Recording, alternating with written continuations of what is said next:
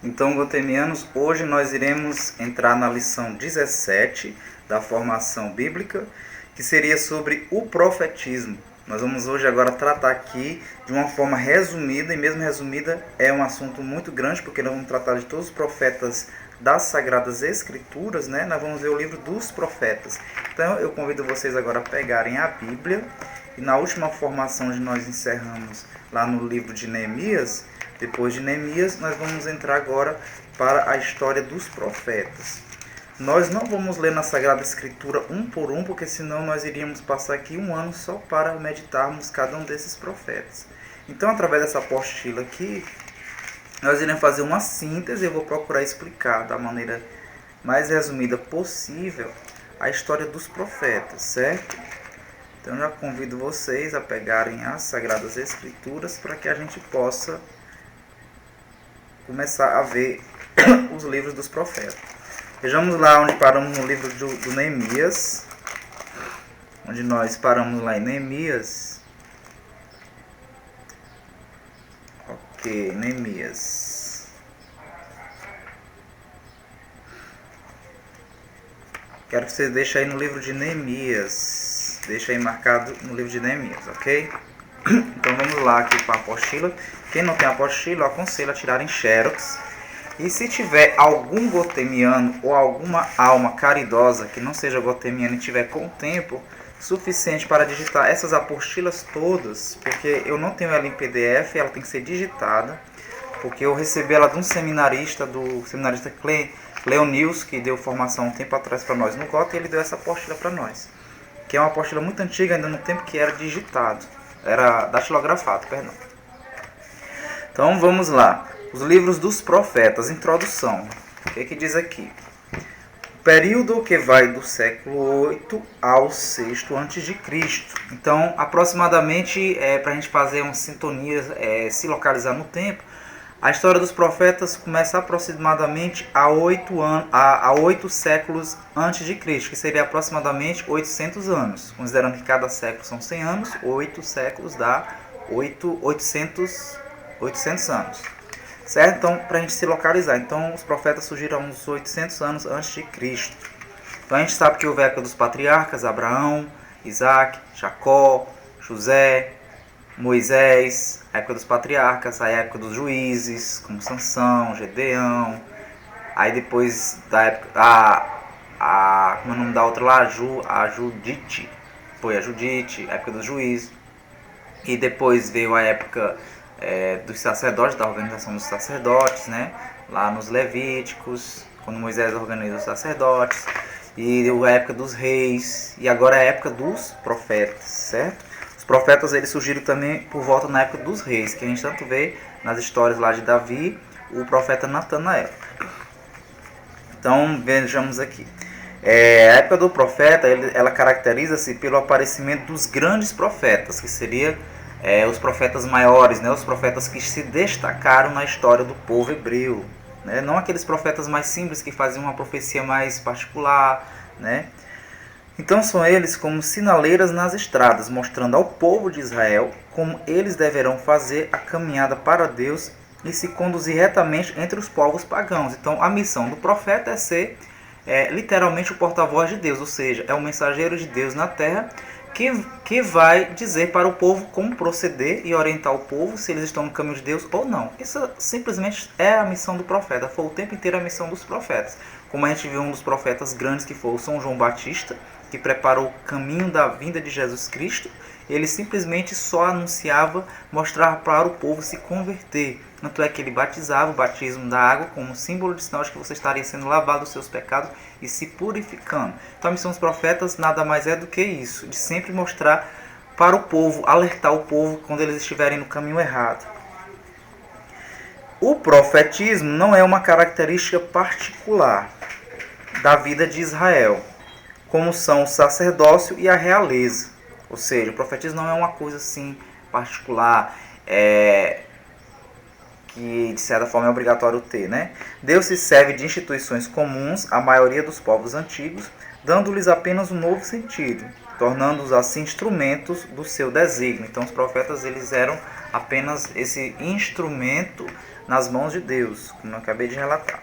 Todas as religiões antigas tinham os seus oráculos ou videntes, ou seja, o oráculo, a gente vê muito em filmes que os profetas dos filmes das histórias antigas, né, das histórias medievais, ainda da mistura do povo antes de Cristo, dos deuses antigos, pagãos, que os profetas deles eram chamados de oráculos, né? Vamos consultar o oráculo. O oráculo é aquele que seria, vamos assim dizer, a porta de contato, que faz esse contato entre o mundo espiritual e o mundo material. E ainda hoje existem os oráculos. Os oráculos seriam hoje, das outras religiões, os médiuns, né? No qual os espíritos usam desses médiuns para poder trazer uma mensagem. Por isso que o ser humano hoje é muito enganado e iludido, porque dão ouvidos a qualquer oráculo, não examinam para saber se vem de Deus os profetas. Certo? Ou chamados videntes também, né? Então, como diriam os judeus eles chamavam de Nabi. Nabi seria o profeta, que eram consultados nos momentos críticos, como de lá, se você verificar lá em 1 Samuel, capítulo 9, versículo 6. Então, os profetas, nos momentos de situação crítica, eles iam ser consultados. O rei Saul, o que ele fazia? Ele ia consultar o profeta Samuel para saber como ele deveria proceder na guerra.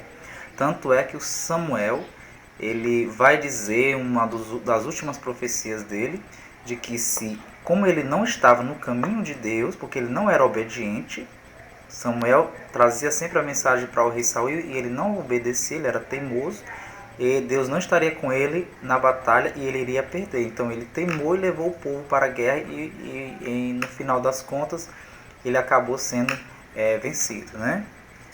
Então sempre nessas situações críticas eles sempre consultavam os profetas. Coisa hoje, queridos goteminianos, que nós não fazemos, né? Estamos numa situação de problema, a gente não sabe sentar e orar e pedir a Deus uma luz, né? Porque Ele mostra para nós a decisão certa a ser tomada diante de uma situação crítica. Ou eram chamados para consultar a divindade, tornando-se medianeiros entre os homens e a divindade. Então, o profeta, ele era esse mediador, ou seja, o que fica no meio, entre Deus e o homem. Então, que fique claro essa questão da mediação dos profetas. Era aquele que trazia a mensagem divina. Por isso que também mais na frente, no Novo Testamento, todo o povo via Jesus Cristo como um profeta e rei e sacerdote que iria assumir o trono. E então, o povo do Novo Testamento passava a ver, enxergar Jesus, já que ele era um profeta, como mediador entre Deus e os homens. Por isso São Paulo vai citar uma passagem que hoje é muito usada pelos protestantes que bombardeiam nós católicos e que não sabem interpretar a Sagrada Escritura porque não leem a Bíblia toda, para entender o verdadeiro sentido, quando São Paulo diz assim: saibam que Jesus Cristo é o mediador entre Deus e os homens, porque ele via que Jesus Cristo era um profeta como qualquer um dos outros.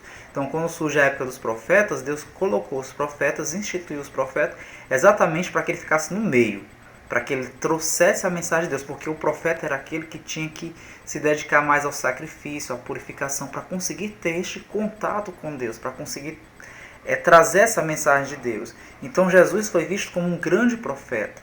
E São Paulo cita essa passagem dizendo: Jesus é o mediador entre Deus e os homens. Que fique claro que o apóstolo São Paulo, quando ele fala essa passagem, ele diz porque ele não sabia que Jesus era Deus, que era Deus Filho. Não se tinha a mínima noção naquela época, no Novo Testamento inteiro, que Jesus era Deus.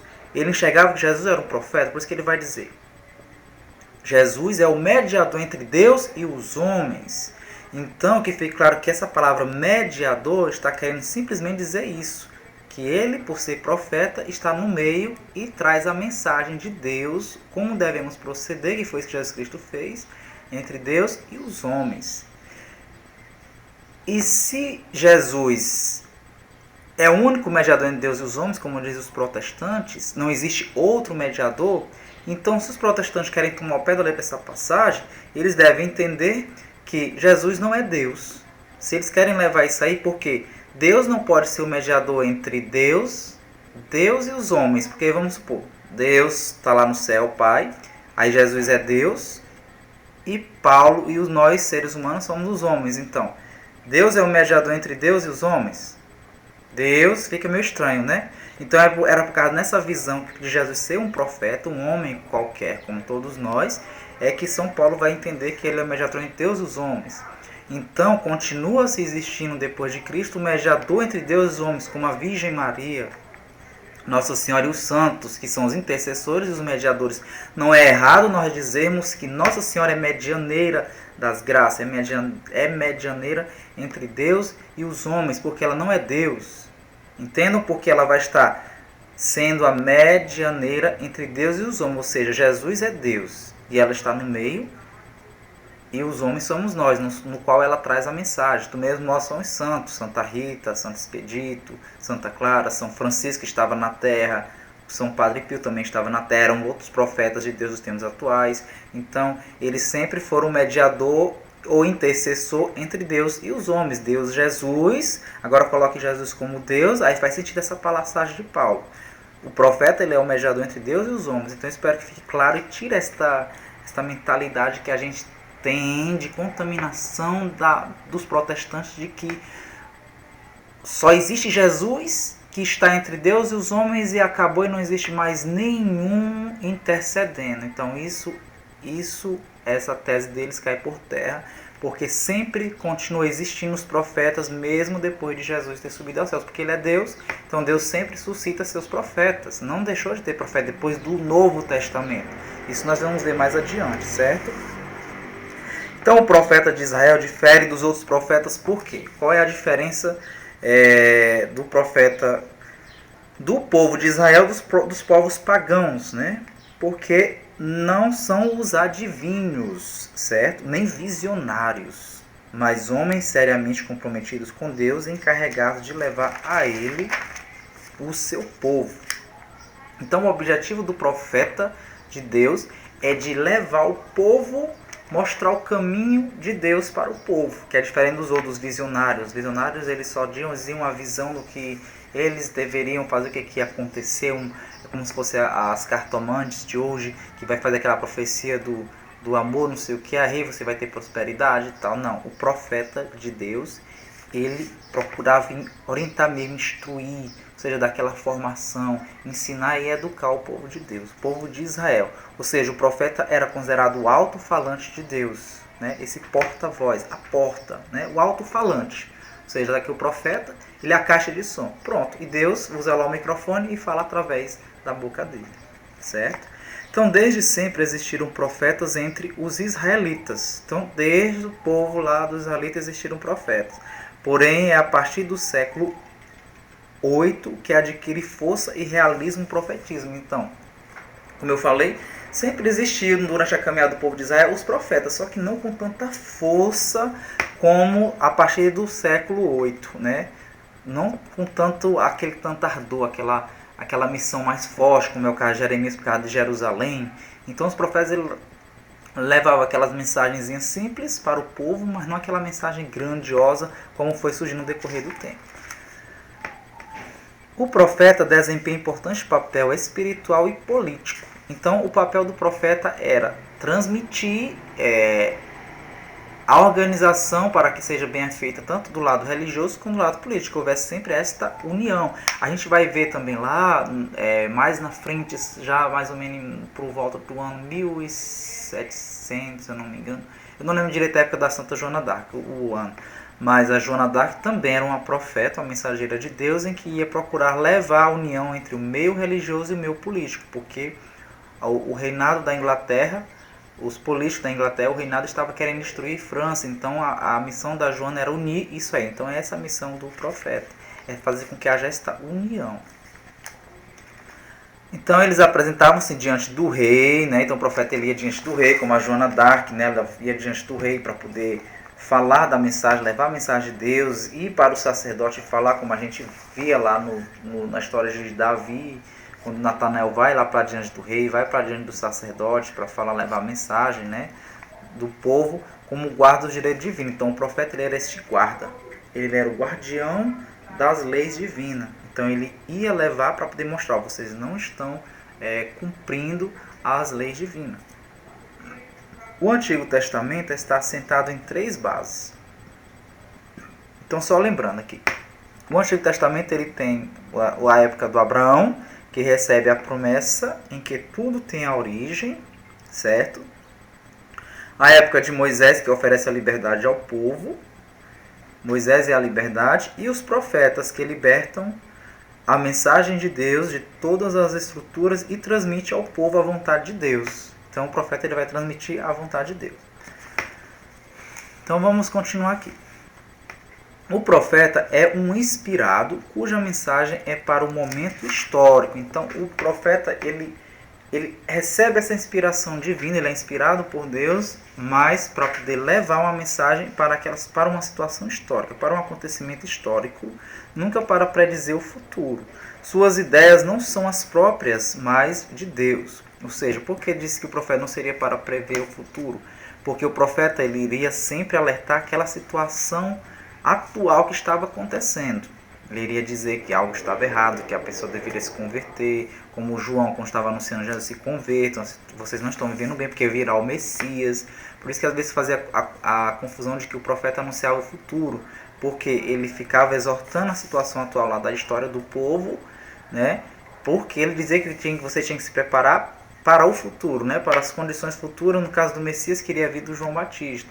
Como, por exemplo, Jeremias, quando alertava lá para o povo se converter, senão Jerusalém ia ser destruída. Aí o povo já assimila ao futuro que iria acontecer. Então o profeta ele alertava aquela situação atual.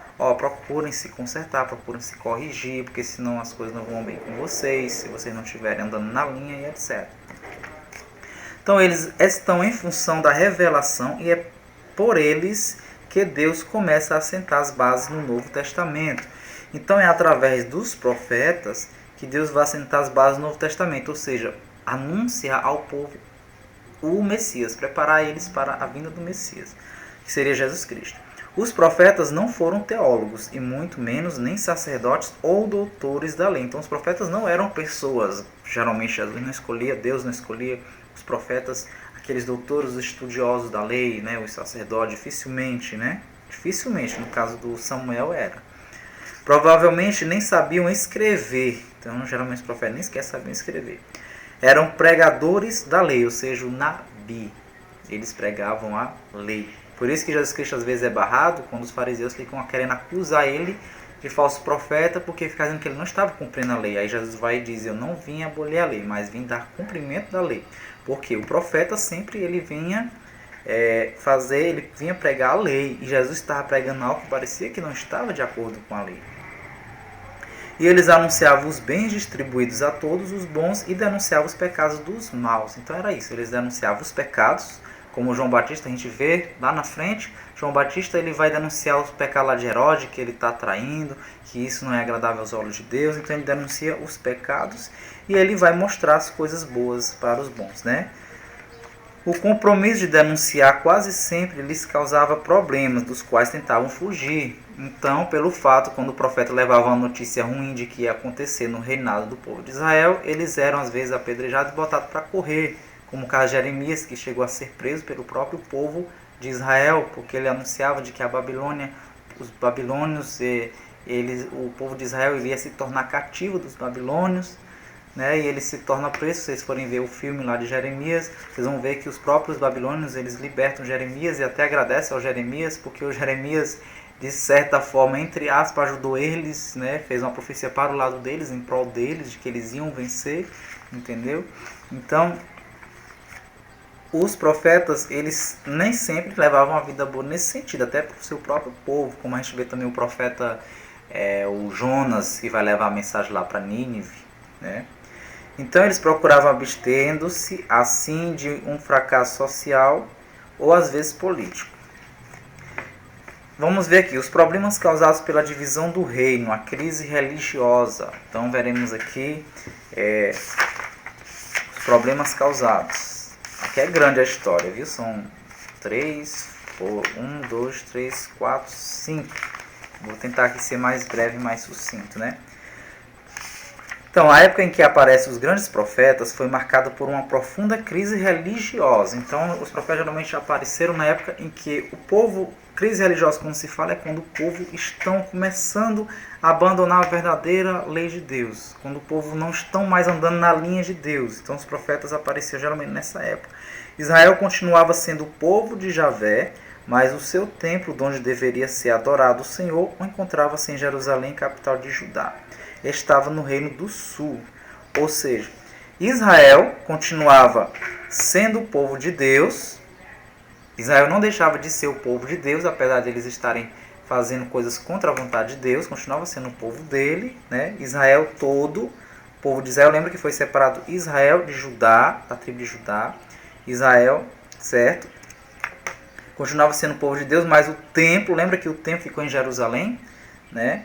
O templo onde eles deveriam fazer essa adoração, né, o Senhor, estava em Jerusalém, que é a capital de Judá. Então a gente tem que fazer lembrar isso, ficar isso bem claro, que os judeus, lembram lá em Salomão que foi separado a tribo de Judá, os judeus, uma tribo ficou em Jerusalém e as outras 10 de Israel ficaram para o sul, que seria a tribo de Israel, lembra disso? Estava no reino do sul. As dificuldades eram grandes para descer da Samaria até Jerusalém. Ou seja, Israel estava no norte, Israel era do norte. Então, para eles descer da Samaria até Jerusalém, os perigos aumentavam dia a dia a cada ano. Então, como Israel ficou separado de Judá, Israel ficou para cima, né, para o norte, e Judá ficou para o sul. Então eles tinham que descer para poder ir para o templo, certo? Então havia essa dificuldade e por conta disso começou-se uma problemática dentro, que nós já vamos ver aqui. O rei Jeroboão I viu-se obrigado a construir um novo templo na Samaria. Então o que aconteceu? Jeroboão resolveu fazer o seguinte: para não ficar todo mundo descendo lá para Jerusalém, vamos fazer um novo templo aqui na nossa cidade. E aí resolve o problema, né, aqui na Samaria. Lembra que Israel ficou na Samaria. E aí mais na frente Jesus vai falar dos samaritanos, porque os judeus começavam a discriminar os israelitas, que seriam os samaritanos, né? Jesus vai falar dos samaritanos. Jesus Cristo disse que não deve ser discriminado ninguém, certo? Então Jeroboão I ele resolve, né, e é obrigado a construir um templo na Samaria. Ele constrói num monte chamado Garizim e instituiu uma nova classe de sacerdotes. E aí, conforme dizem que segundo Crônicas, capítulo 11, versículo 14 a 15, ele vai escolher uma nova classe de sacerdote. Não vai ser mais o sacerdote do templo lá de Jerusalém, como a gente viu. E esses sacerdotes, eles não tinham a capacidade e formação suficiente, não tinham uma boa formação de conhecimento das leis, porque eles tinham que ser doutores da lei, os conhecimentos, para procurar instruir o povo a manter a sua fidelidade ao único Deus, ao monoteísmo, e a não misturar-se com os pagãos. Então, esses sacerdotes não tinham uma boa formação. Então, o que eles procuraram fazer? Passaram a levar o povo à idolatria. Então, lá em Israel, no Reino do Norte, passaram a levar o povo à idolatria, principalmente no culto a Baal. E aí vai surgir o culto ao deus Baal, do povo dos babilônios, né, que vão cultuar o deus Baal, que depois vai entrar a história do Elias, que vai começar a combater surge o profeta Elias para combater este deus Baal dos israelitas. Ele vai alertar muitos. Elias era um profeta muito famoso e poderoso, é considerado um dos grandes profetas, que vai anunciar a este pequeno povo, esse povo de Israel, essa tribo de Israel, sobre essa problemática. Então esta situação reflete-se claramente nos escritos do profeta de Elias. Se o Senhor, o verdadeiro Deus, se é o Senhor o verdadeiro Deus, seguiu. Se é Baal, ide atrás dele. Então o Elias, como profeta, ele faz com que o povo tome sua decisão. Escolham seguir. Se é Deus verdadeiro, aquele a quem você deve seguir, fique com ele. Se é o Baal, então fique com ele, mas não misture, né? Se separem. Então os profetas dos dois reinos eram o seguinte: o reino do norte, lembrando que o reino do norte é Israel, certo? O reino do norte que fica em cima. O reino do sul seria dos judeus, Judá, que é Jerusalém, onde está Jerusalém, certo? Então que fique claro para vocês isso aí. Reino do norte para cima, Israel, que seria da Samaria. E lá estavam os profetas Elias, Eliseu, Amós, Oséias. E no reino do sul, que seria de Jerusalém, lá Judá, surgem os profetas Isaías, que está na Sagrada Escritura, também relatando, Miqueias, que nós vamos ver aqui um por um, Sofonias, Naum, Abacuque, Jeremias, Ezequiel, Daniel, Ageu, Zacarias, Malaquias, Joel, Abdias, os profetas do reino do sul, certo? Então notamos que o reino do sul, sendo menor, porque só tem a tribo de Judá, o reino do sul, apenas uma tribo teve mais profetas que o reino do norte, né? Isto nos faz ver como Deus confia as grandes missões a quem é pequeno, certo? Então, Judá, por ser a tribo menor, existia mais profetas. Então, Deus confia grandes missões a quem é pequeno. Então, às vezes a gente acha que por existir muito, por ser a maioria, que Deus está confiando em grande missão. Então, muito cuidado, porque Deus trabalha sempre ao contrário. Lembrando lá de Gedeão, quando Deus mandou chamar lá dos juízes, mandou convocar o povo para montar o exército, Deus começou a fazer a triagem, ou seja, ele recebeu o currículo de todo mundo do exército, e aí ele começou a fazer essa triagem de ficar separando quem ia ficar, quem não ia. Primeira coisa seria, quem tiver medo pode ir para casa, a maioria achou bom e foi embora, e assim foi diminuindo. Então Deus não se preocupa com quantidade, ele prefere pegar a minoria, que são poucos, e tipo assim, como é que eu posso dizer? Mesmo moer, para espremer, para ver se realmente estão no ponto, mesmo se são capazes de aguentar, a minoria. Então no Gotham nós vemos que nós do grupo somos a minoria. Então não vamos achar que por sermos a minoria, que Deus não nos confia grandes missões, muito pelo contrário. Nós vimos que através do nosso grupo Gotham, Deus está confiando muitas grandes missões, só que temos que ter esta preparação suficiente para conseguirmos segurar, mas Deus dá esta graça, certo? Então lembremos que Deus tinha feito as promessas a Judá, conforme diz lá em Samuel, né? Samuel capítulo 7, 2 Samuel capítulo 7, versículo 16. E o trono deveria durar até a vinda de Cristo, do Messias. Então Deus fez a promessa a Judá de que Jesus Cristo, que o trono iria durar até a vinda de Jesus Cristo, certo? Nas Sagradas Escrituras, os profetas já estão catalogados em duas categorias. Então, na Bíblia, na Sagrada Escritura, nós vamos ver que os profetas eles estão registrados de duas formas. É chamado os profetas maiores. Quem são os profetas maiores da Bíblia? É o Isaías, Jeremias, Ezequiel, Baruque e Daniel.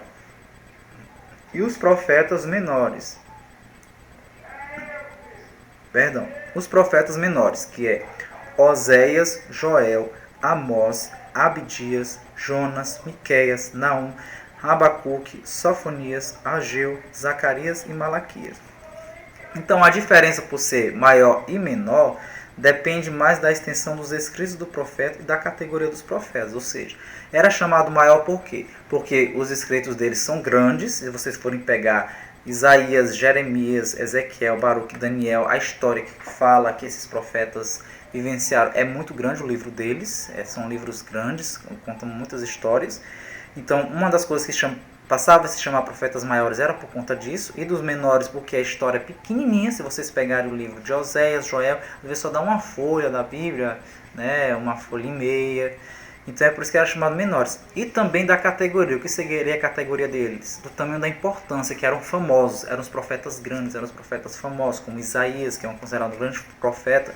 Tanto é que Jesus vai citar o profeta Isaías. Quando ele abre o livro lá na sinagoga, ele vai abrir o livro e ele abre exatamente na passagem do profeta Isaías, que diz: o Espírito do Senhor está sobre mim. Ou seja, agora, a partir desse momento, está se cumprindo essa passagem, né, das Sagradas Escrituras. Certo? Então vamos ver aqui resumidamente, nós já estamos com 29 minutos, mas ainda temos praticamente meia hora. Então vamos ver aqui resumidamente cada um desses profetas. Então nós vimos que são, deixa eu ver aqui, do reino do sul, que é de Judá, tem 1, 2, 3, 4, 5, 6, 7, 8, 9, 10, 11, 12, 13 profetas. Então vamos ver aqui, eu vou explicar cada um deles o que fizeram de uma forma bem resumida. Para vocês entenderem melhor, vocês também podem alugar, existe o filme chamado Os Profetas. Eu não sei se acha no YouTube esse livro, esse filme Os Profetas. É um filme muito antigo que dá uma explanação mostrando a profecia de cada um deles. Esses profetas todos, de Elias, Eliseu, Amós e Osés também. Então vocês podem pegar para poder ficar mais claro. Então tem 13, 14, 15, 6, 17. Contando com os dois reinos dá 17. Então vamos fazer essa explanação de forma bem resumida. Então vamos começar primeiro com os profetas do reino de Israel, que é o reino do norte. Então vamos fazer essa explanação do profeta do reino de Israel. Então lembrando que fique bem firme na mente de vocês, Israel se separou, a tribo de Israel ficaram 10 e ficou Judá no outro canto, que foi em Jerusalém. Então a partir daí ficou separado, Israel ficou na Samaria e Judá ficou em Jerusalém. Certo? Aí onde é que depois vai desenrolar a história de Jesus Cristo, né? Dessa mistura e da discriminação que o povo começa a ter.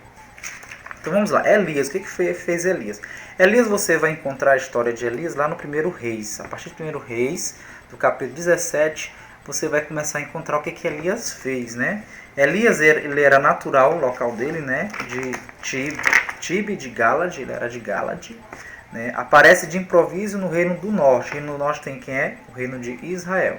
Então, o Elias, ele aparece de improviso, né? No tempo do rei Acabe, quando o rei Acabe estava reinando em Israel. A gente sabe que passou vários reinos, nós vimos uma lista na última formação sobre os reinados, o povo lá de Salomão, quem foi que foram substituindo Salomão, e depois houve essa separação, né, do reino de Israel e o reino de Judá. Então cada um tiveram seus reinos, sua sucessão de reis, né?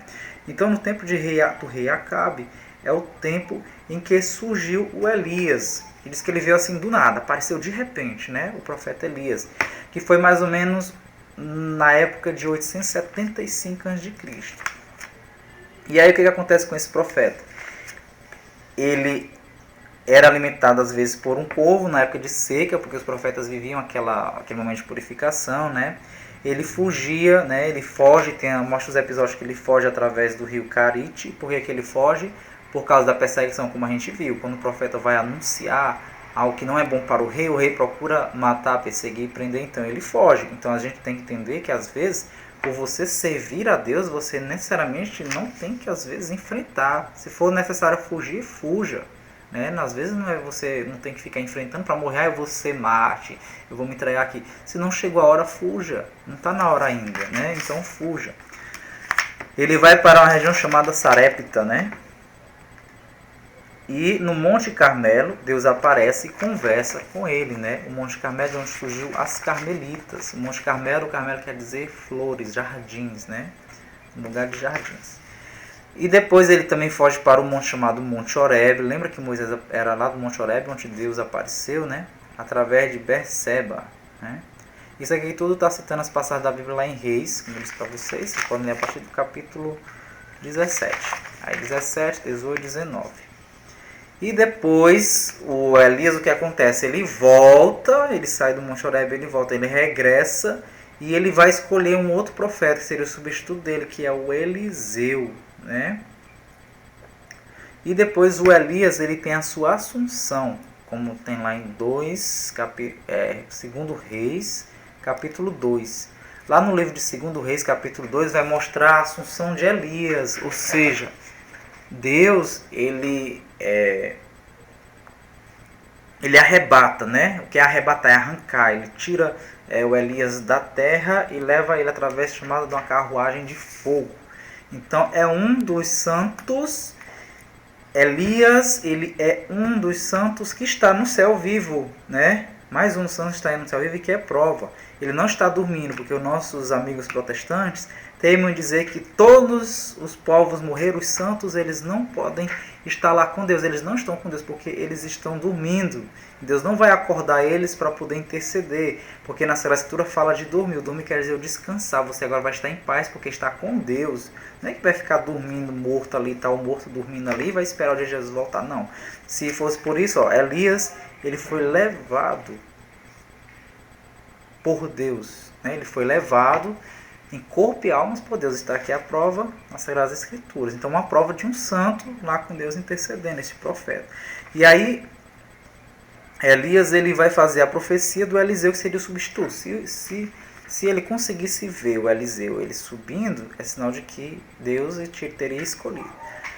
Elias é tão importante para as Escrituras que é nomeado 30 vezes no Novo Testamento. Então, no Novo Testamento vai ser citado muito o profeta Elias. Tanto é que o povo lá do Novo Testamento, lá da época de Jesus, pensam que Jesus é o Elias que veio, porque eles souberam que Elias tinha subido aos céus, né? Ele tinha subido em corpo e alma aos céus.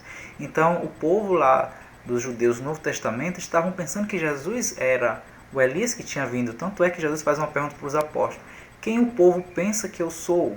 Aí os seus apóstolos começam a dizer para ele, uns dizem que é Elias, né? E assim vai. Elias aparece conversando com Jesus no Monte da Transfiguração. Ou seja, também outro episódio interessante aqui. Lá no livro de Mateus, capítulo 17, versículo 3, e nos livros sinóticos, quem não lembra o que é sinótico, vocês podem ver lá no comecinho da formação bíblica, na primeira apostila, a gente vê sobre essas explicações. Então lá no capítulo 17, versículo 3, Elias aparece e conversa com Jesus, quando Jesus entra no estado de glorificação, seu corpo. Elias aparece, ou seja, aí já quebra também mais uma tese dos protestantes de dizerem que o povo de Deus, os santos de Deus, não podem interceder que estão dormindo. Mentira. Então, como é que Elias aparece para Jesus lá no Monte Tabor e conversa com ele numa boa, né? Elias está lá, aparece no Monte Tabor e começa a conversar com Jesus Cristo. Ele não está dormindo, os santos não estão dormindo. Como é que Deus acordou lá? Ele acorde, agora vai conversar lá. Elias vai conversar com Jesus Cristo. Você tem uma missão para você. Então a gente pode ver que mesmo ainda depois de mortos, ou não, como foi o caso de Elias foi levado ao céu, Moisés não, Moisés morreu. Então apareceu Moisés e Elias. Então temos um caso de alguém que morreu e alguém que não morreu, foi Elias. Os dois, Moisés e Elias, apareceram e conversaram com Jesus. Então para a gente ver que é possível, ou seja, mesmo depois de mortos, os santos de Deus eles continuam intercedendo, continuam dando início à sua missão. Onde a gente vai ver também quando Jesus fala de Abraão, que está cuidando de Lázaro, né? Abraão no mundo dos mortos, ele está cuidando de Lázaro. Ou seja, tem que ficar claro que os santos de Deus, os profetas, aqueles de Deus desde o Antigo Testamento, isso é uma coisa que existe desde o Antigo Testamento, eles não estão mortos dormindo, eles continuam sua missão no mundo espiritual, como foi o caso de Abraão, cuidando de Lázaro, que Jesus cita essa passagem. Certo? Não estão dormindo esperando o dia do juízo, dormindo. Não é bem assim. No dia que nós vamos ver a explicação sobre a escatologia direitinho, a gente vai entender o que é isso aí. Certo? Então, para os israelitas, ele era o precursor do messianismo. Eles esperavam que Elias voltasse antes de vir o Messias. Então, por isso a confusão de achar que Jesus era o Elias, porque estavam pensando que primeiro ia vir o Elias antes de vir Jesus Cristo, que seria o Messias, né? Então por isso estavam confundindo que Jesus já era o Elias. Os escritores colocaram nele tanta lenda que fizeram dele um mito. Então aqui diz que na Sagrada Escritura o pessoal enfeitaram muito a história do Elias, né? Endeusaram bastante ele, né? O Eliseu, vamos ver aqui um pouquinho sobre o Eliseu. O Eliseu ele era filho de Safá, né? Também está lá em Reis, a partir do capítulo 19 de 1 Reis, capítulo 19, nós vamos ver a menção sobre o Eliseu, né? Ele profetizou durante 50 anos e pode ser considerado o testamentário de Elias, ou seja, ele foi o testemunho, ele foi a testemunha de Elias, certo? Ele fez os milagres das águas em Jericó, milagre do azeite, ele ressuscitou um morto também naquela época, fez a multiplicação do alimento, cura de Naamã, né? Lembrando da história de Naamã, vocês vão ver também Naamã, que pede a cura, e aí o Eliseu manda ele mergulhar nas águas, ele está com a doença de pele, e manda mergulhar nas águas 7 vezes. E, enfim, né? Ele ressuscita um morto, depois dele está morto, né? O Eliseu coloca a Deus o Deus de Israel como Deus de todas as nações, colaborando assim para o universalismo religioso. Então vocês podem ver lá em Eclesiástico, capítulo 48, que o Eliseu ele vai querer dizer que Deus é Deus para todas as nações, Deus para todos os povos. Todos os povos devem ter Deus como Deus único. Então vamos agora ver aqui o profeta Amós, um pouquinho sobre ele. Ele era o que? Pastor. O Amós ele era simplesmente um pastor do reino do sul ou de Judá, né? Lá do reino de Judá. Norte, Israel, Judá, sul. Então ele era um simples pastor do reino de Judá. Nós estamos vendo aqui, lembrando, os profetas... nós estamos vendo aqui misturado. Pelo visto aqui a apostila... Não, tá certo. Vamos ver primeiro aqui o do reino do norte, que Amós é do reino do norte e Oséias. Mas ele era pastor, como diz aqui, do reino do sul, lá de Judá. Isto foi para os israelitas uma vergonha e para o profeta motivo de sofrimento. Ele não se considerava profeta, o Amós. Sente uma enorme vontade de falar ao povo, o leão que ruge, quem não temerá? O Senhor Deus falou, quem não profetizará? A mensagem de Amós pode ser dividida em duas partes. Então Amós levava uma mensagem de ruína e uma mensagem da consolação. A de ruína, ele profetiza, a profecia via a depravação de costumes e avisa os castigos divinos. Então se você for abrir lá Amós, capítulo 5, versículo 20, você vai ver que ele vai profetizar sobre o castigo divino, porque o povo de Israel estavam abandonando as tradições que eles aprenderam, os ensinamentos do Deus único e verdadeiro. E ele também leva uma mensagem de consolação, no meio da escuridão. Ele diz que vai vir a esperança e salvação do povo, que seria quem, que vai se entender mais na frente? A vinda de Jesus Cristo, o Messias, o Salvador, que seria a consolação. Aí isso está lá falando em Amós, capítulo 9, versículo 11. Eu convido vocês a folhearem bem, pegar a Bíblia, vamos ver bem rapidinho esse pedaço. Passem aí em Neemias, passem em Tobias, Macabeus, Jó, Salmos. Podem passando aí Provérbios, vai passar Isaías, Baruque, Ezequiel, Daniel, pode ir mais na frente. Quase no meio da Bíblia. Aí vocês vão localizar aí o Amós. Pode passar a distância que eu já andei da Bíblia. Bem aqui mais ou menos. Certo? Olha o tanto que eu já passei. Quase depois da metade da Bíblia. É o profeta Amós. O livro de Amós. Ele vai dizer o seguinte. Aqui no Amós, capítulo 9, versículo 11. Abre aí capítulo 9, versículo 11. Diz o seguinte: neste dia vou armar de novo a tenda de Davi que caiu. Vou tapar seus buracos, levantar suas ruínas até reconstruí-las como era antes, a fim de que possam conquistar o que sobrar de Edom de todas as nações, sobre as quais o meu nome é invocado, oráculo de Javé, que realiza tudo isso. Ou seja, seria mostrar a salvação do povo, interpretar isso aqui, a profecia iria se cumprir com a vida de Jesus Cristo, que Deus iria reconstruir novamente, Então vamos agora para o Oséias. Quem seria o Oséias? O que o Oséias fez?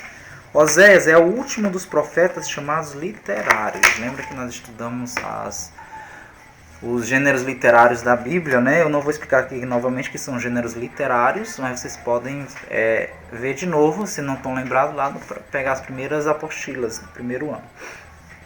Então, sua vida privada interfere nos escritos, Por quê? O casamento com uma prostituta não somente é alegoria, mas também realidade em sua vida. Ou seja, aqui vai mencionar que o Oséias, por ele ter tido um caso com a prostituta, ele vai fazer também uma analogia da vida do povo de Israel, que estavam vivendo um mundo de prostituição. Em qual sentido? Porque estavam se vendendo aos pagãos. Então ele vai comparar, dizer que Deus está extremamente triste porque o povo estava se vendendo para os povos pagãos, ou seja, estavam se prostituindo. Então ele vai falar, Deus ele vai começar a falar que Samaria é a prostituta e tal, e assim vai, que estava se prostituindo. A Samaria que era o povo de Israel. Pelos nomes que dá aos seus filhos, vemos a mensagem de sua obra, né? Por exemplo, se a gente vê lá em Jezreel, né, o nome de uma cidade conhecida pelos seus crimes, né? Lo-Rumad, que é o nome que ele dá, né, significa sem misericórdia. Lo-Ami significa não meu povo. Ou seja, ele vai começar a chamar as cidades, ele vai fazer essa comparação, como eu acabei de falar aqui, da prostituição, né? Que é um povo que vive, cada cidade está se prostituindo de alguma forma, né?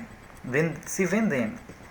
A atividade de José se desenvolve entre 750, mais ou menos antes de Cristo. Disse que ele não teve muito êxito, né? O profeta Amós não teve muito êxito. Mas em 722 a.C. cai em desgraça de todos e é deportado para Nínive. Então ele acaba sendo levado para a cidade de Nínive, ficando Samaria deserta e o reino de Israel deixa de existir. Ou seja, em 722 a Samaria, né, Israel acaba sendo deportado, né, deixa de existir e começa a entrar no exílio, como a gente viu lá na outra passagem, né, que os profetas estão anunciando a desgraça que vai acontecer se não se converterem, senão vão se tornar exilados, né? Que será, pois, o dia do Senhor, se não um dia de trevas e não um dia de luz, como ele vai dizer lá, Amós 5:20, certo? Então vamos ver agora os profetas do reino de Judá. Ou seja, já está 46 minutos, temos 9 minutos, né? Espero que dê tempo, que são os profetas maiores. Eu vou tentar dar aqui uma explanação breve. Os profetas do reino de Judá. Como teve informação que só foi 10 minutos, 16 minutos, então dá o desconto, né? Então vamos ver aqui. Profetas do reino de Judá.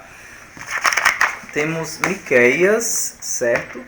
Miqueias é natural de Morezé, né? Então a cidade é perto de Jerusalém. Miqueias ele morou pertinho da cidade de Jerusalém. Então vamos fazer essa viagemzinha a Miqueias, ele mora lá em Jerusalém, certo?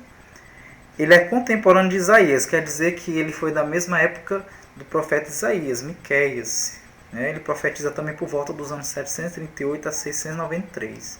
Então a gente pode fazer mais ou menos uma analogia que quando estavam existindo os profetas lá da tribo de Israel, do povo de Israel do norte, também estava tendo os profetas mais ou menos nas mesmas épocas no reino do sul, da tribo de Judá. Então, sobre Miqueias não se tem a certeza da autoria dos escritos dele. A profecia mais famosa é a de Belém, certo? E ao profeta Miqueias, Malaquias, perdão, que eu ia falar do dízimo, então deixa mais na frente.